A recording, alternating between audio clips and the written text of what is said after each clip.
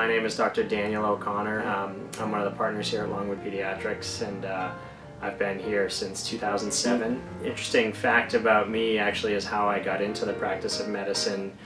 My father, as a young boy, was afflicted with polio, and he was a very determined individual. He had a partial paralysis that resulted in that, and when he graduated high school, he was told by many people that he might not be meant to go to college. He went to college and did very well, and then he decided he wanted to be a doctor. He was told by many people that he shouldn't go to medical school as well, and he persevered and went to medical school and ultimately became a pediatrician.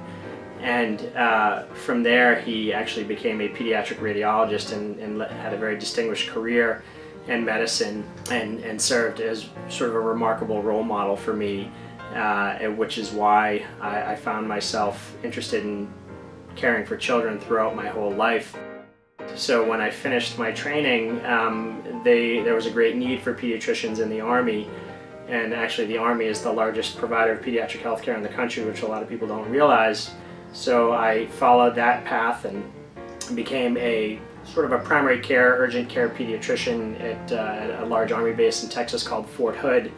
And pretty shortly after I got to Fort Hood, my number was called. This was back in 2004, and I was deployed to Iraq for a year, which was really quite an amazing experience, nothing that I ever could have imagined for myself, but I'm glad that I did it. I met some amazing people, saw some amazing things. By the time I got back and was back at Fort Hood practicing in the hospital there, in the clinic there, it became very clear to me that I was much more comfortable and much happier working with families and developing that relationship.